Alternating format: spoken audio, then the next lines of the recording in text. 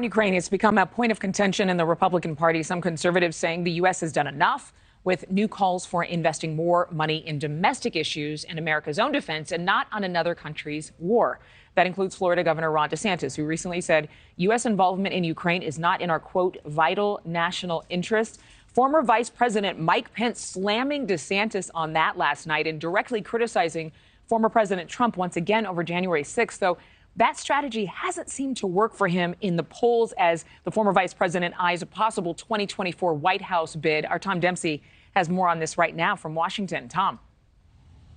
Hey, good morning, Adrienne. Yeah, as of this morning, former Vice President Mike Pence still has not officially entered the race for the 2024 presidential election, but he continues to drop hints about doing so, especially after a stop in New Hampshire. He even took shots at his former boss, Donald Trump, as you said, Adrienne, and he even responded about Trump's response to January 6th. Take a listen to what he said. Now, I know our former president has said that I had the right to overturn the election. But Donald Trump is wrong. I had no right to overturn the election.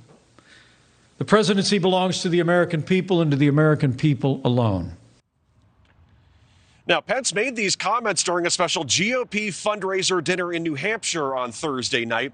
New Hampshire figures to be the first primary in the Republican presidential nomination cycle, and the former vice president continues to take a more aggressive approach, not only calling out Mr. Trump, but also Florida Governor Ron DeSantis for his comments this week, calling the war in Ukraine a, quote, territorial dispute. Here's what the former vice president said.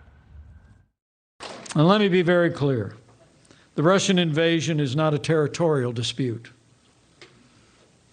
It was an act of unprovoked aggression against a sovereign nation, and it must be met with America's strength.